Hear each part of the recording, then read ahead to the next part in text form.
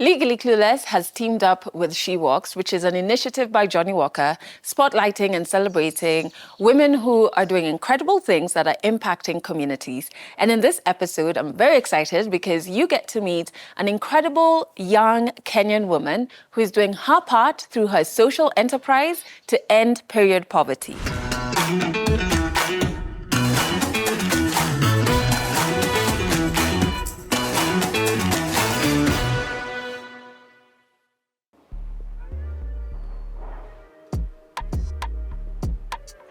My name is Lorna Joyce. I am the co-founder and CEO of Binti Marvels Limited, which is a sanitary pads company here in Kenya that was founded in 2021 with the aim of providing quality menstrual product to the Kenyan market, as well as Africa at large eventually.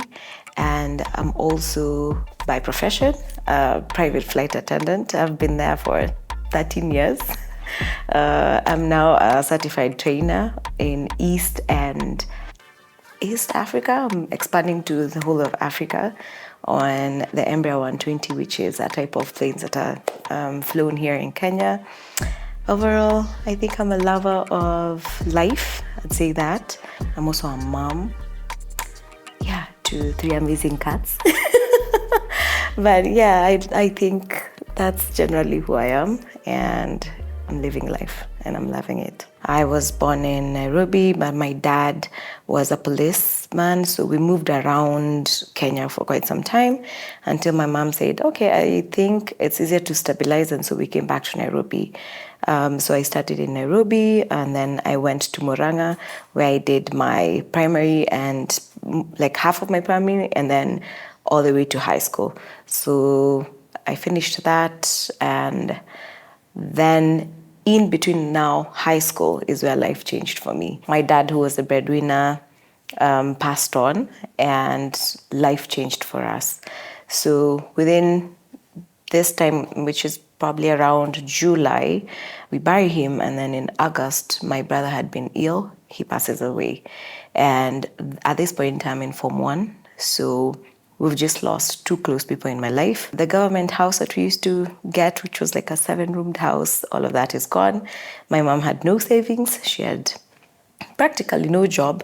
So we go to Start. And Start for us is a children's home where she gets her first job. At this point, she's also becoming a little bit depressed. She gets into alcohol, and now it's me and her trying to figure life out. It's hard because I don't know how to help her. And the children's home place says, I think you guys can stay here longer, so you need to find another place. So we go to her sister's place in Mukuru kwa Ruben. So it's me, my mom, her sister, and her 2 daughters. And it's a 1 single-roomed house. Sometimes you don't have food. Well, sanitary pads is not even a thing. You share whatever small you have. The beauty about it was I was in high school, which was a boarding school. So this was just a short time. So I go back to school, and that's like my saving grace. I finish, but with so much hassle, because even in high school, I couldn't afford like transport and things like that. I would actually stitch up uniforms for girls and plait their hair to do like a barter trade where, hey, you give me tissue, I give you, I make your hair or I make your clothes. And I finished high school through that. My mom asked me, so then what do you want to do? I just wanted to be a flight attendant. I'd seen some Kenya Airways ladies, and I felt like they were the most beautiful things. They were just walking and in their uniform, and I thought, whatever those ladies are, that's what I want to do. And so I grew up thinking that's what I'd want to do. At this point, the government money from my dad's pension had come in, and she said, okay, cool, off to school. It was a struggle. We were still in Mukuru at this point. She's really deteriorating in terms of how she's even in health. And one time around, this is now 2010, in October, a friend just calls me, and he's like, I think you need to come and see your mom because she's not doing good. And this was just a preparation, because my mom 3 months before had called me. she had called me to tell me, you need to let me go. You need to let me go because I think I've lived my life. I've provided for you, and I'm not happy anymore with life. And I need you to grow up to be by yourself. And I was crying. I was so distraught. I didn't know what that meant. And also, she was the only surviving member in my family. So you're asking me to let you go. What do you actually mean? And I think she really knew what was happening with her, because that's the time when we were trying to hustle to take her to hospital and she passed on.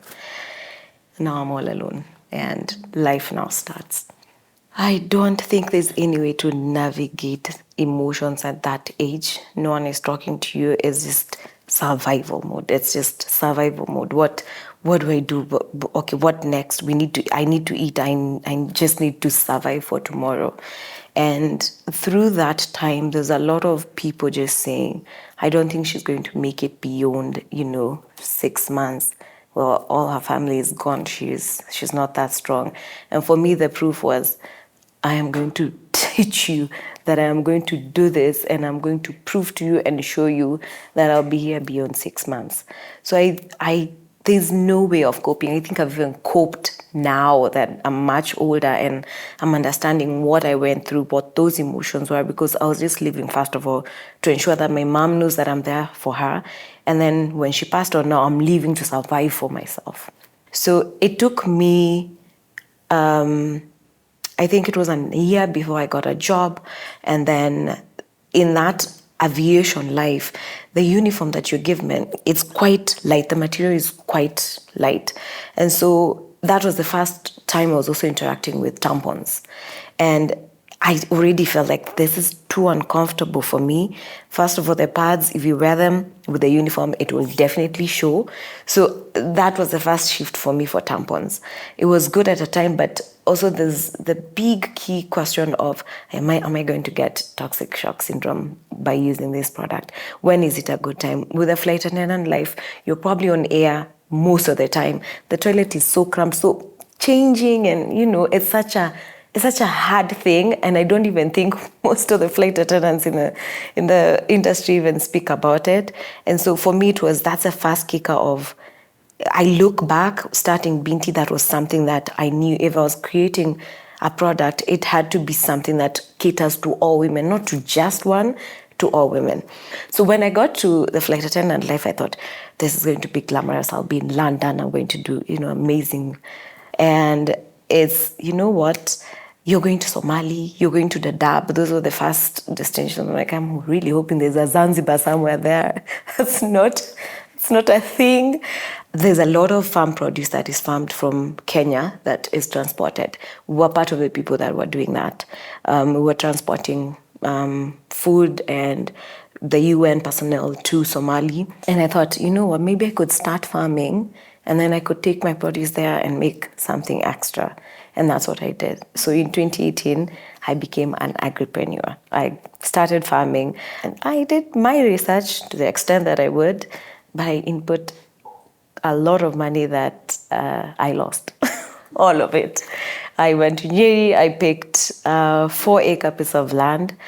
I became so ambitious. I did watermelon and garlic, and the garlic was swept away by rains at one point. The watermelon, the weeds grew faster than the actual plant. I was like, okay, so then if I'm going back to farm, let's do this.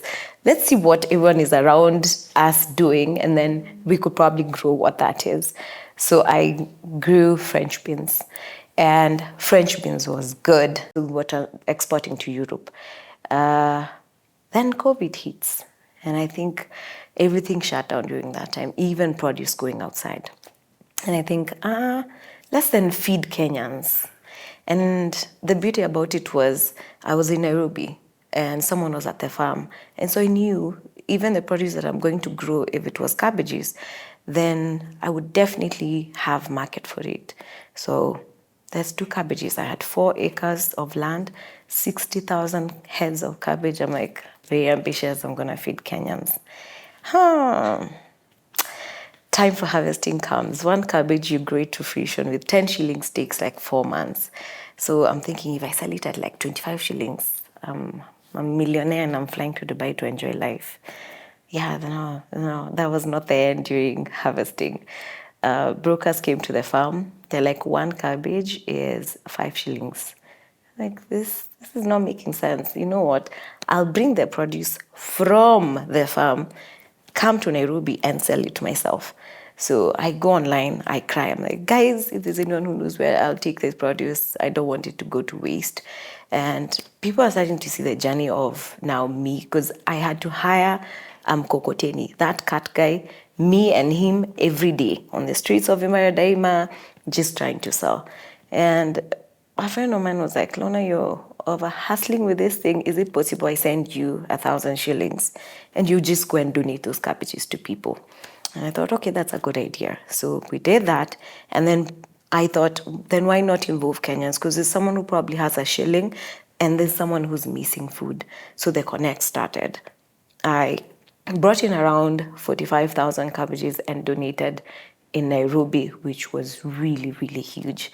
During those cabbage donation stages, everyone kept asking, do you have clothes? Do you have pads? Do you have anything else that you could give? I remember we used to go to children's home where girls and boys were just eagerly waiting for that, because that was the only meal they would have had that day, because the previous days they didn't have anything to eat.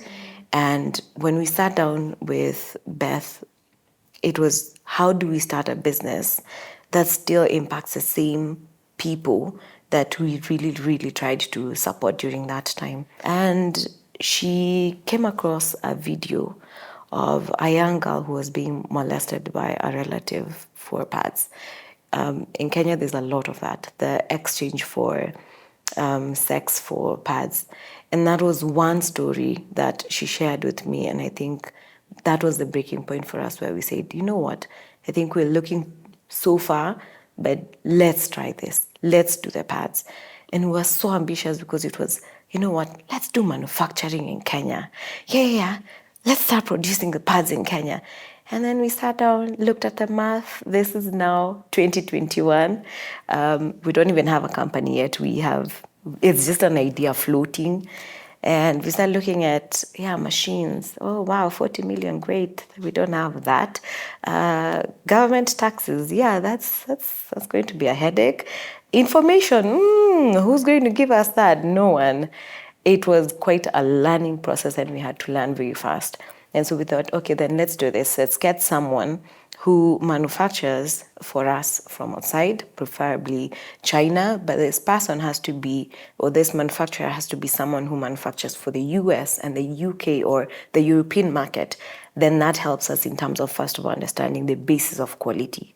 And remember, it was, if we're starting Binti, it has to be quality versus affordability, which angles with the women that we want to really support. So formed the company in 2021, Binti Marvels Limited. She came up with the idea of Binti. I loved it.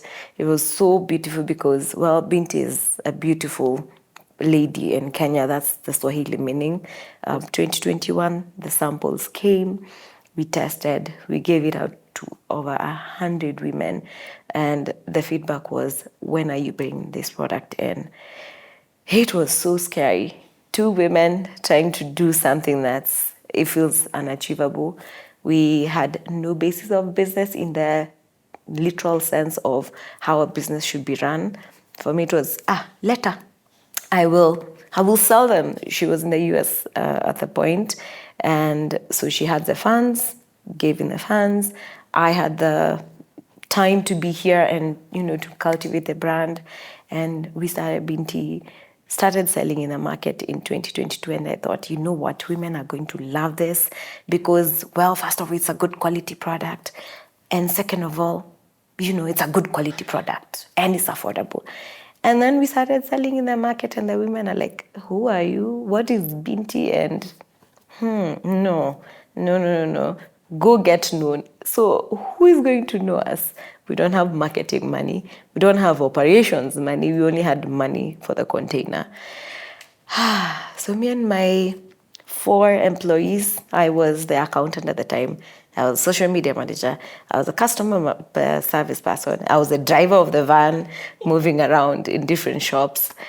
And it was surreal understanding that the Kenyan woman does not know what she uses, cannot identify a quality product or understand what even a pad looks like. And the only way for us to get into this market was through education. We had to open up the product and work with it and show the shopkeeper, show the end user, show everyone that we could that this is how, first of all, a pad looks like. This is the material that, it's made out of. And so even if a shopkeeper picks it, it won't be, there's Binti. What is Binti then? Oh, this is how it looks. This is what it's about. That education, that is what actually gave women confidence to pick up our product from the market. When you look at what is given out in the market, you need to really understand the ingredients or the things that are in that product. So when you learn about ile kitu unatumia, then you're better informed and knowing, is this serving me ama hii sio right for me? Yes. To be honest, pads are supposed to be free, in my opinion. I love that they're already tax exempt, so they don't have the VAT aspect. And I'm fighting for more because panty liners are considered as luxuries. I feel like they also need to be part of the tax exempt products. During last year's whole financial bill thing, they were going to add taxes on product that is not biodegradable. Great. I do understand the bit about the pads not being fully biodegradable. The ones that are so expensive that it's not even a matter of access plus affordability. It's all of that in one. And so even the ones that are affordable but probably low quality would have gone up in price.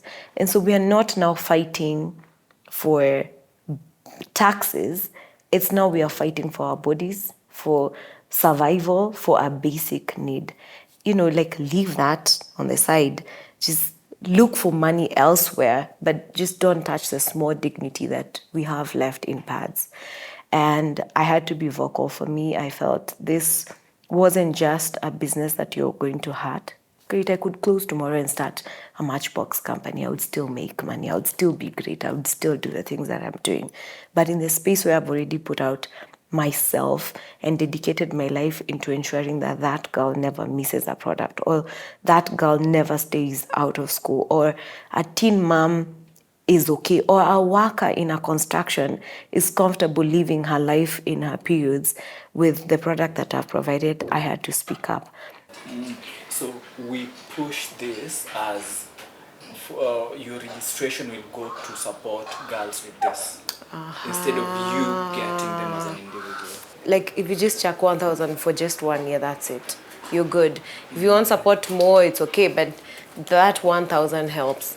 I like that. We need billions of pads. This is a 24 billion industry.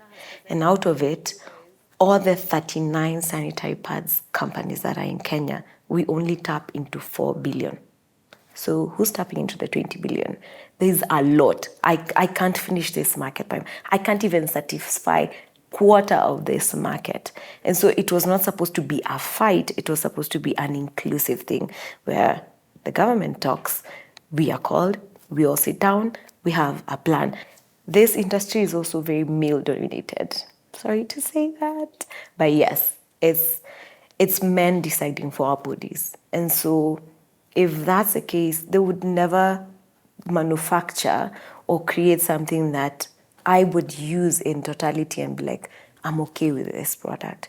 And even the international products that come in, it really feels like, we've hacked in this country, so with all the massive marketing, take our product. And I feel like this is the first time where, for us at Binti, the authenticity is being seen as you care, you understand our plight, you are women in Kenya, first of all, you are Kenyans, and you've used the products that we use You understand us, and so when you give us, you've listened to us. I put my heart into it, whatever it looks like, and I really went. It sounds so cliche, and I went for it. I think I had survival mode at the back of it. Every time I'm always on. There's no back, there's nowhere I'm going back to. There's no mom and dad to come rescue me. There's no friends or sisters or people that I can go and knock easily and just like, I'm done with living life now, can I come and sit on couch?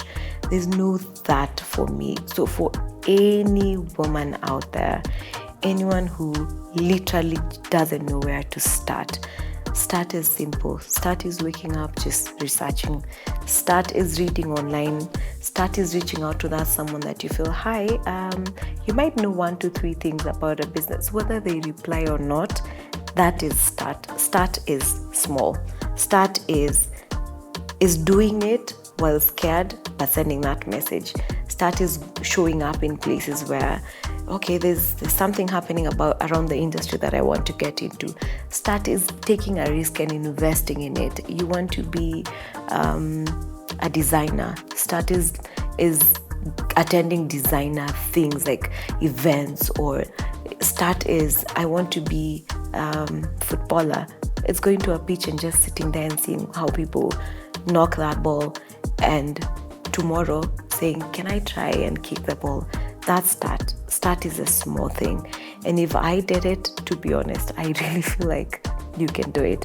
And don't ever be afraid to start and start afresh or start all over again. I was never in the sales industry. I was in the aviation industry.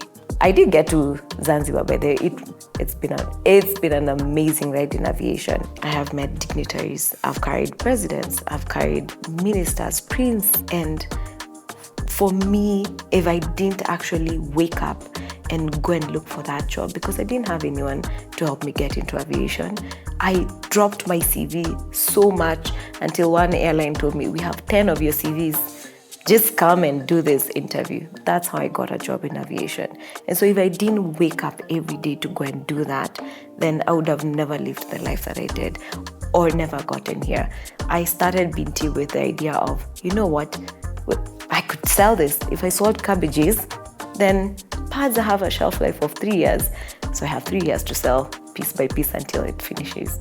And so start is how you mindset yourself to that small thing. Just start. Yeah.